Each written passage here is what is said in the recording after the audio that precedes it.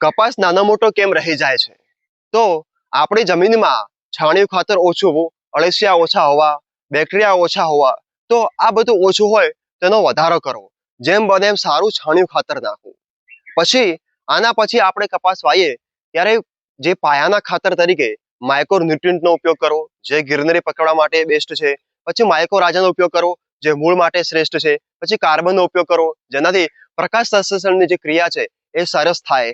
અને આપણે જે ટ્રાઇકોડર્મા જે જે બેક્ટેરિયા આવે છે એનો પણ આપણે ઉપયોગ કરીએ એ પણ બેસ્ટ છે. જેના કારણે આપણે જે કપાસના જે મૂળની આજુબાજુમાં જે નુકસાનકારક જે ફૂગ હોય છે એને એ મારીને ખાઈ જાય છે. ખાતર તરીકે તમે ડીએપી નો ઉપયોગ કરી શકો છો, 9-24-24 નો પણ ઉપયોગ કરી શકો છો. દાળ જે સલ્ફર દાળ આવે છે ક્રિસ્ટલ ફોર્મમાં એનો પણ તમે ઉપયોગ કરી શકો છો. એ મજબૂતાઈ માટે બેસ્ટ છે. અને સલ્ફરનો પણ તમે ઉપયોગ કરી શકો છો.